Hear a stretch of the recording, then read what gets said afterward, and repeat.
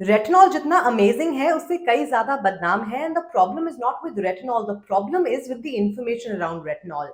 आज के दिन में at least for the last 15-20 years we all consume information from the internet and the internet is the mixed box of chocolates. बहुत अलग अलग फ्लेवर्स, बहुत अलग अलग इंफॉर्मेशन आपको मिलती है and sometimes people tend to just pick and choose छोटा छोटा nuggets of information, they wrap it up and they make it sound so dangerous. आज हम बात करेंगे about the top 5 supposed side effects of retinol. Supposed side effects मतलब ये कहा जाता है कि साइड इफेक्ट्स हैं, एक्चुअली साइड इफेक्ट्स नहीं है। And I am going to bust each and every one of them for you with science, with the correct data.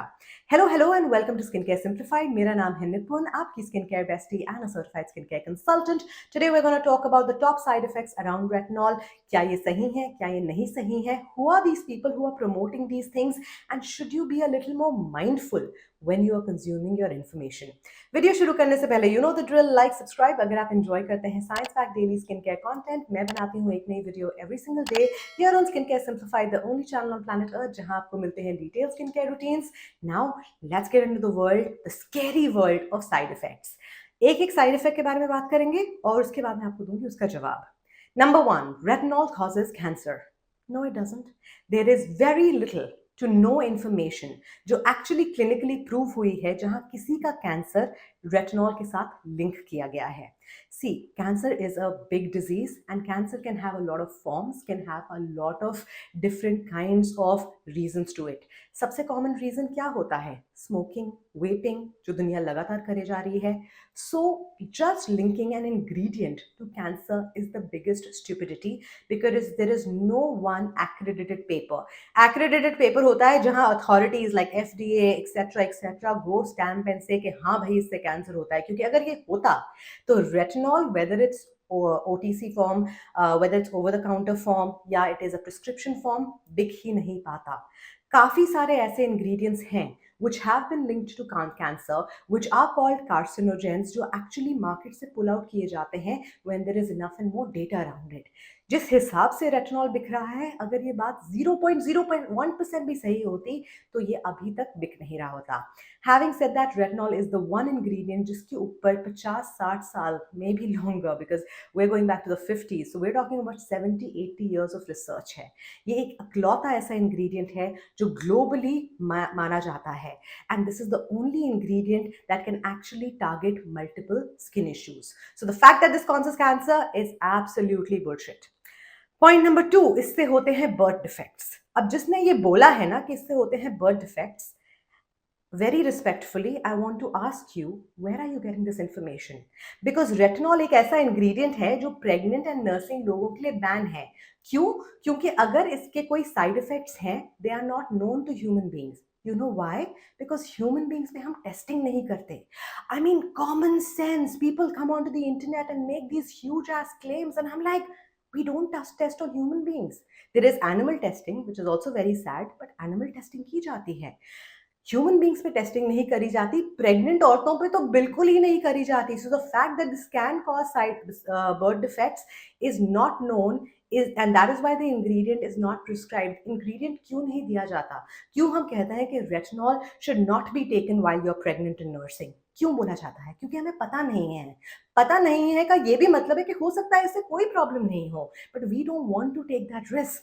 We don't want to take that risk, which is why we say कि इसको avoid किया जाए। And there is no guarantee, there is no one paper, there is no one woman who has come up and said मैंने retinol use किया था, मेरे बच्चे में ये प्रॉब्लम हुई है।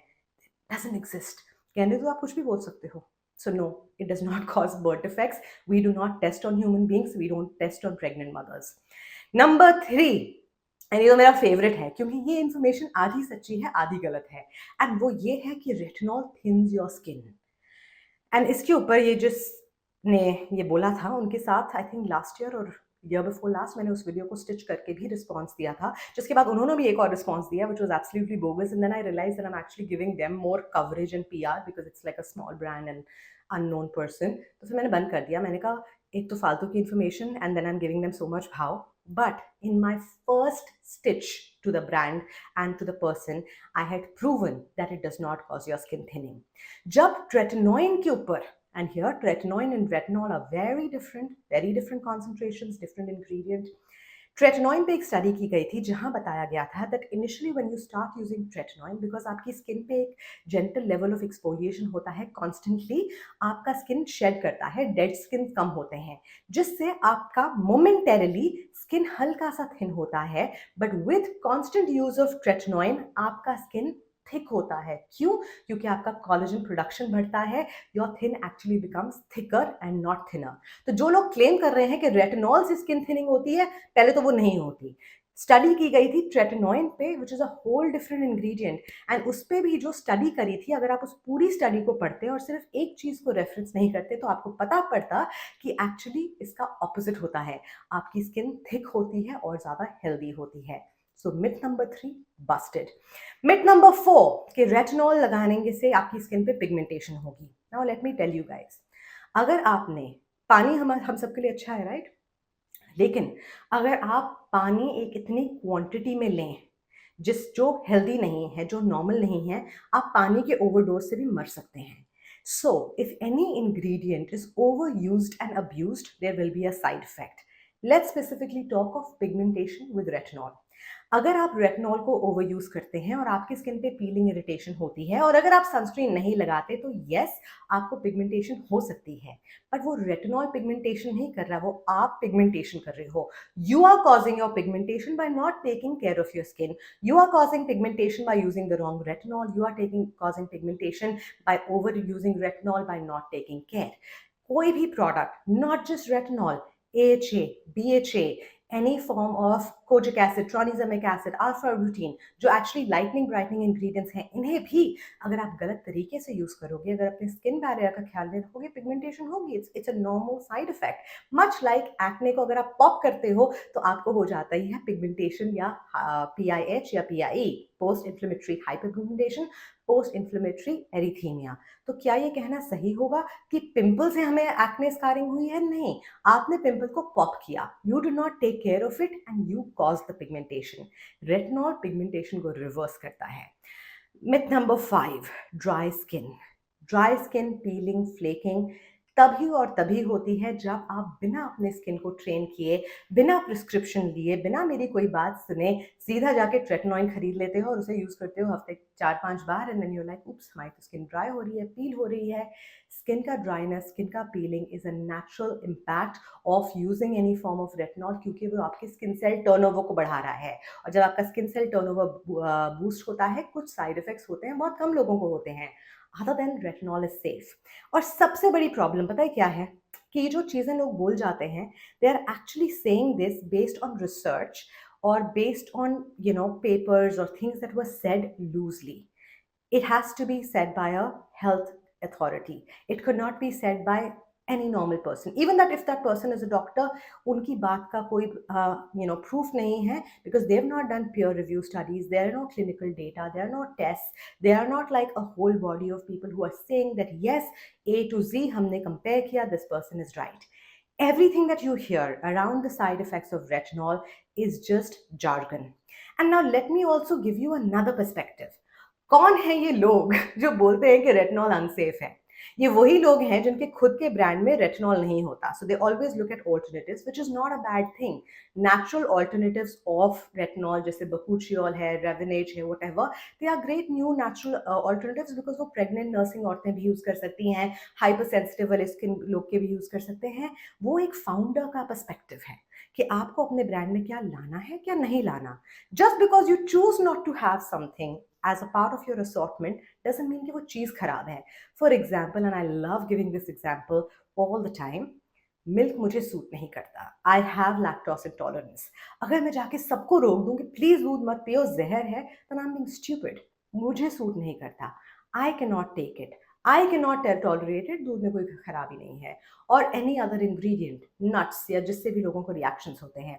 So you always have to look at it कि ये बोल कौन रहा है। Most doctors, and I'm saying most real doctors, so I'm not saying a doctor who is a PhD, I'm saying MBBS wale doctors. Most doctors will prescribe you retinol, tretinoin, etc. because they understand, they have the data, they have the knowledge, and they know it's absolutely safe. And at the end of the day, guys, आपको कोई चीज़ बहुत bother कर रही है, let's say आपने ये सब सुना और आपका दिमाग बिल्कुल वॉशिंग मशीन के जैसे स्पिन मोड पे चला गया, तो सिंपल है ना, मत यूज़ करो, don't use it. So the first set of people who create all of this jargon are people who do not make these products. ये सारे ब्रांड फाउंडर्स ही हैं. रिसर्च करके देखो, उनका अपना अपना ब्रांड है. अगर क्योंकि उनके पास वो प्रोडक्ट नहीं है, सो दे आर सेइंग हमारे पास नहीं है. दैट्स वन, और we don't like it. Point number 2, कौन से दूसरे लोग हैं जिसके बारे में कंटेंट बनाते हैं? ये लोग आपको यूजुअली यूएस में मिलेंगे, and you will find a lot of people who are promoting clean beauty, natural, non toxic. आप गूगल करके देख लो, clean beauty as a movement और क्लीन प्रोडक्ट्स की जो मार्केट शेयर है, when we look at the entire skin care industry, has double tripled in the last 4 years post COVID. आज के दिन में, I can say this very openly, I don't have any fear, the number of brands that reach out to me, global brands, they're not even available in India, most of them are available here, they reach out and they give me scripts for thousands and thousands of dollars that आप ये बोल दो कि ये बहुत toxic है. And I'm like, have you not seen my content? Do you know nothing that I stand about? आपको extra पैसे दिए जाते हैं to create fear. Always remember, fear को प्रमोट करना बहुत आसान है, एंड फियर इज लाउड. कभी भी आप कोई भी ऐसी वीडियोस देखो ना जहाँ बोल रहे ये बहुत बुरा है, never give it to my child, इससे ये हो जाएगा वो हो जाएगा, वो बहुत चिल्ला रहे होते हैं, they are very like angry, because that's fear, because that's not truth. Truth is calm, truth is classy, truth is compose, because उसको ऐसे ड्रामा करने की जरूरत नहीं होती.